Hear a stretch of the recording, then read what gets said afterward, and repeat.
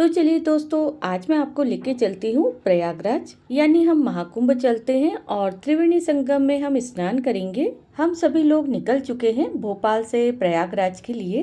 हम लोग 2 फैमिली मिलके जा रहे हैं और जबलपुर से होते हुए जाएंगे। प्रयागराज जाने के लिए भोपाल से जबलपुर सबसे बेस्ट रास्ता है। तो हमने यहाँ पर बीच में चाय नाश्ते के लिए थोड़ा सा ब्रेक ले लिया था। सुबह 7 बजे के करीब हम निकल चुके थे भोपाल से। कार चलाते हुए थोड़ा थक भी गए थे, तो बीच में सोचा कि एक ब्रेक ले लिया जाए ताकि कार को भी थोड़ा सा ब्रेक मिल जाए। काफ़ी लंबा सफ़र है प्रयागराज का, लगभग 14 से 15 घंटे का सफ़र है। भरपेट हमने चाय नाश्ता किया और निकल पड़े हम प्रयागराज के लिए।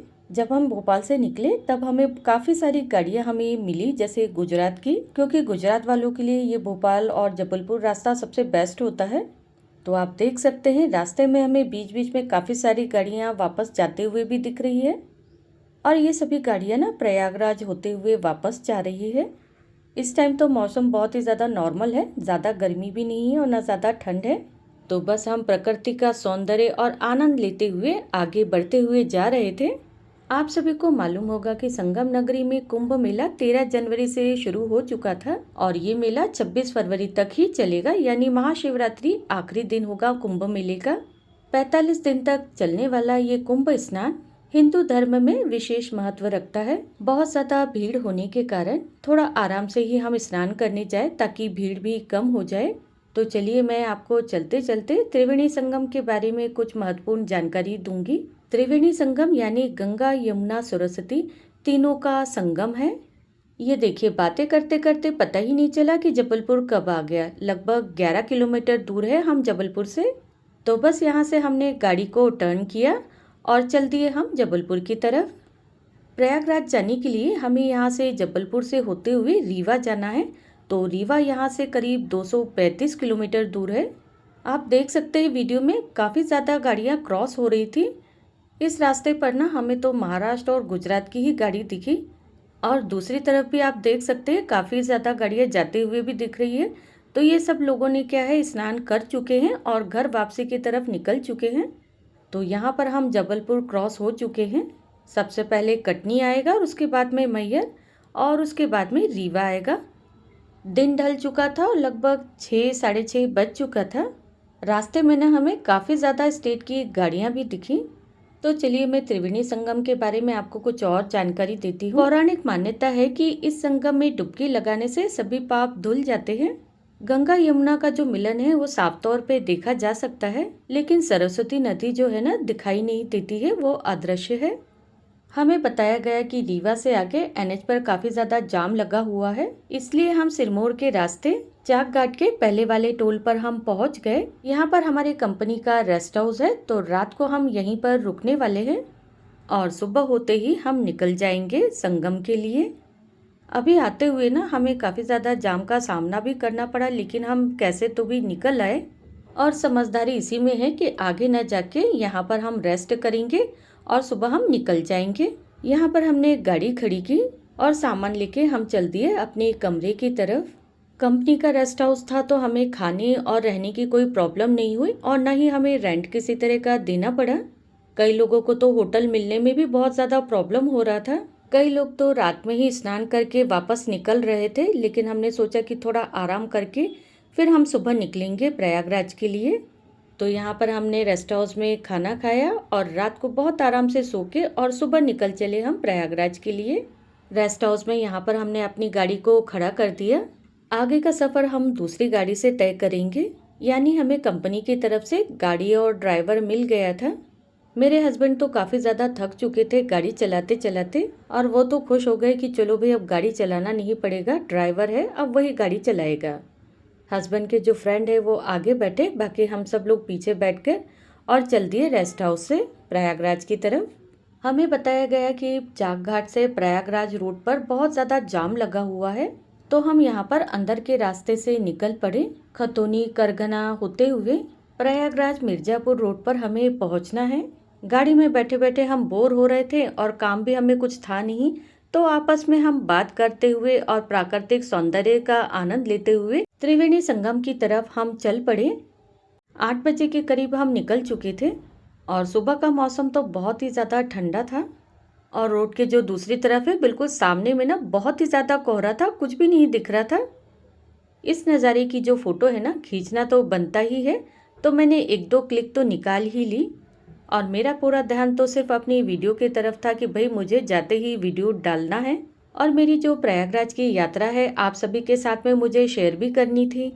वैसे तो ट्रैवल में बहुत ही ज़्यादा मज़ा आता है, लेकिन प्रयागराज जाने की जो खुशी थी ना वो कुछ अलग ही थी कि बस प्रयागराज जाना है और त्रिवेणी संगम में स्नान करना है।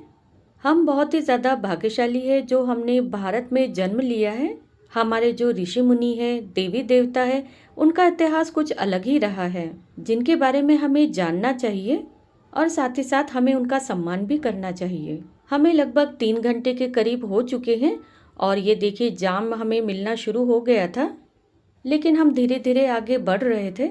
जैसे ही हमें जाम मिलना शुरू हुआ तो ऐसा लग रहा था कि पता नहीं अब कब पहुंचते हैं और कितना टाइम लगने वाला है। कहते हैं ना भगवान शिव की इच्छा के बगैर आप त्रिवेणी संगम में स्नान नहीं कर सकते हैं। भोलेनाथ की कृपा होना बहुत ज्यादा जरूरी है। जाम से तो हम जैसे तैसे निकल आए। हमें जाना था अरेल घाट, तो अरेल घाट यहाँ से करीब 14 किलोमीटर दूर है। यहाँ से हमें ज्यादा जाम नहीं मिला। हमें बताया गया कि आगे जाके हमें गाड़ी खड़ी करना है और अरेल घाट जो है ना ज़्यादा दूर नहीं है। सभी गाड़ियों को खड़ी करने के लिए एक अलग सी जगह बना दी गई थी, काफ़ी बड़ा कैंपस था, तो हमें उसी कैंपस में जाके गाड़ी खड़ी करना था और यहाँ पर हमें गाड़ी खड़ी करके बाइक से हमें आगे का रास्ता तय करना था। यहाँ पर काफ़ी ज़्यादा ना बाइक सवार दिखे जो यात्रियों को ले जाकर वहाँ अरेल घाट पे छोड़ रहे थे। अरेल घाट पहुँचाने के लिए बाइक सवार 200 रुपये से 400 रुपये तक ले रहे थे। सोचा था यहाँ गाड़ी खड़ी कर लेंगे, लेकिन हमें यहाँ गाड़ी खड़ने के लिए जगह ही नहीं मिली, तो हम थोड़ा और आगे निकल गए ताकि हमें गाड़ी खड़ने के लिए अच्छे से जगह मिल जाए। 1 आध किलोमीटर हमें और आगे जाना पड़ा। आप मेरी वीडियो में देख सकते हैं बीच बीच में आपको बाइक सवार भी दिख रहे होंगे। जहाँ जहाँ पर गाड़ियाँ खड़ी हुई है वहाँ पर आराम से आपको बाइक सवार मिल जाएंगे, लेकिन आपको घाट तक पहुँचने के लिए ना बारगनी बहुत ज़्यादा करनी पड़ेगी। यहाँ पर भी ना हमें गाड़ी खड़ी करने के लिए बहुत देर तक जगह ही नहीं मिली, तो हम काफ़ी दूर तक आगे चलते गए और कुछ देर बाद ना हमें जगह मिली। तो बस यहाँ पर हमारे ड्राइवर ने गाड़ी रोक दी और यहीं पर हमें बाइक सवार भी मिल गए थे और बाइक वालों से हमने बात करके और 400 रुपये में हम पहुँच गए त्रिवेणी संगम पर। संगम ना काफ़ी ज़्यादा बड़ा है, तो हमें तो बहुत ज़्यादा चलना पड़ा, लगभग 3 से 4 किलोमीटर। हम करीब दोपहर को 2 बजे के करीब पहुंच गए थे, तो इस टाइम कम भीड़ दिखी मुझे। तो बस बीच बीच में खड़े होते हुए वीडियो बनाते हुए चलते गए हम लोग। और ये जो आपको गाड़ियाँ दिख रही है ना, ये लोग रात को ही आ गए थे, तो इन लोगों को अंदर जाने दिया। इन्हीं लोगों की गाड़ियाँ हैं और संगम घाट पे ज़्यादा भीड़ भी दिख नहीं रही थी। वैसे सब लोग बोलते हैं बहुत भीड़ है, लेकिन हमें ज़्यादा भीड़ का सामना नहीं करना पड़ा। तो आप सभी लोगों को डरने की बिल्कुल भी ज़रूरत नहीं है, आराम से आप आ सकते हैं, लेकिन आपको 3 से 4 किलोमीटर तो चलना ही पड़ेगा। तो बस ऐसे ही चलते चलते हम पहुंच गए नाव के पास में। नाव वाले से बात करके हम चल दिए स्नान करने के लिए। हमें यहाँ पर पर्सन 1000 देना पड़ा, यानी हम 4 लोग थे तो हमें 4000 देना पड़ा।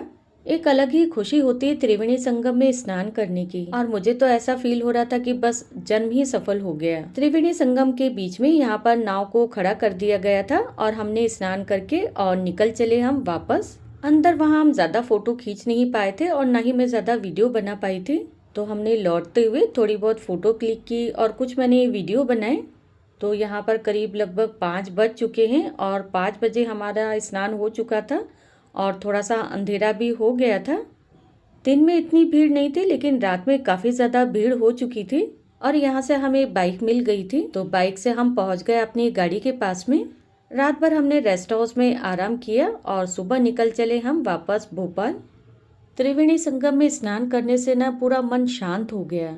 ऐसा लग रहा था जैसे सारी टेंशन परेशानियां माँ गंगा यमुना सरस्वती ने पूरी तरह समाप्त कर दी है। स्नान करने की खुशी तो थी ही साथ कुछ अलग सा फील भी हो रहा था। बातों बातों में पता ही नहीं लगा कि कब जबलपुर आ गया और कुछ घंटों में हम भोपाल पहुंच जाएंगे। तो दोस्तों फिर मिलेंगे अगले वीडियो में।